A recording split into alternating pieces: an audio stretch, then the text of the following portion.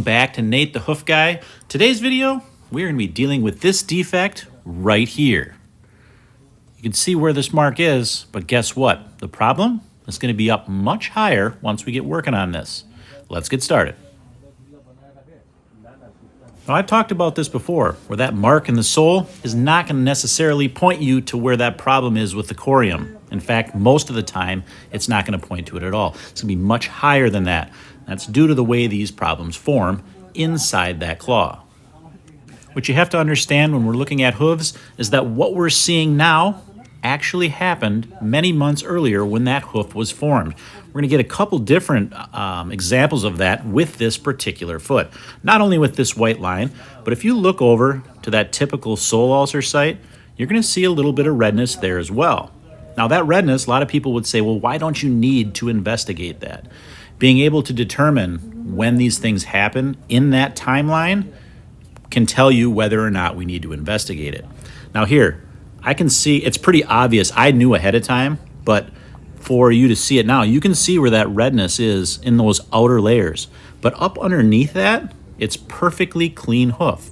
That's because that disturbance, whatever was causing that problem many months ago, has resolved.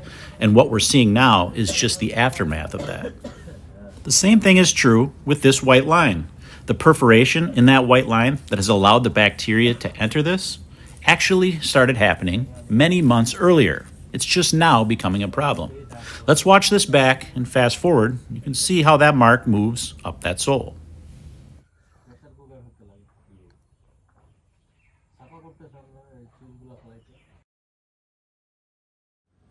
Now the difference between the two in this situation is that redness in that typical sole ulcer site, that problem resolved itself and we have good horn formation underneath that. With this white line, that problem did not resolve itself. Now I don't know if you can tell by the shape of this claw, but we're dealing with some medial claw rotation here, a little bit of corkscrew claw rotation, and that's what's caused, or what's allowed, prevented, I should say, this white line from forming correctly. Those pressures being applied to that claw made that white line vulnerable to this situation. And ultimately, over time, this is the result.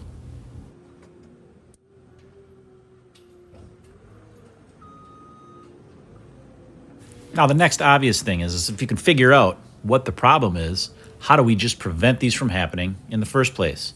And that's when it comes down to maintenance trimming. Preventative maintenance trimming. Now that's what we do on all the farms that I operate on. We do that, but even still, you're going to have these few cases that happen. If you look at this foot, it's not terribly overgrown.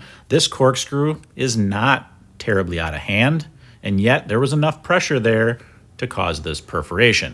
You got to realize this particular farm has about 1,600 cows on it, and I might treat a couple of white lines in a month there, which isn't terrible when you consider that many animals. So trying to be able to identify and predict every single instance is going to be almost impossible.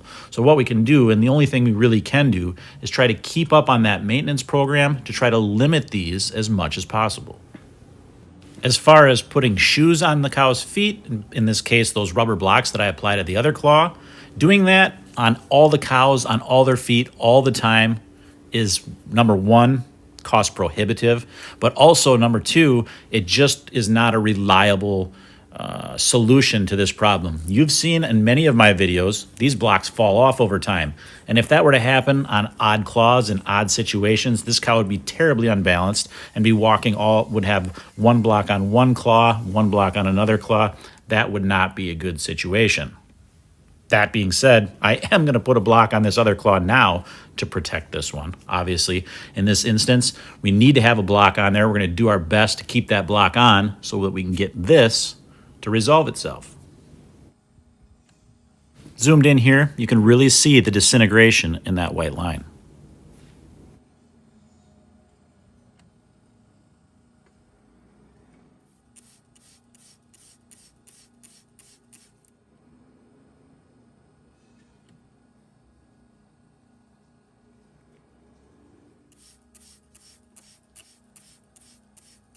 Our last step with this particular claw is to get it nice and clean, and then we're going to apply a salicylic acid wrap to that.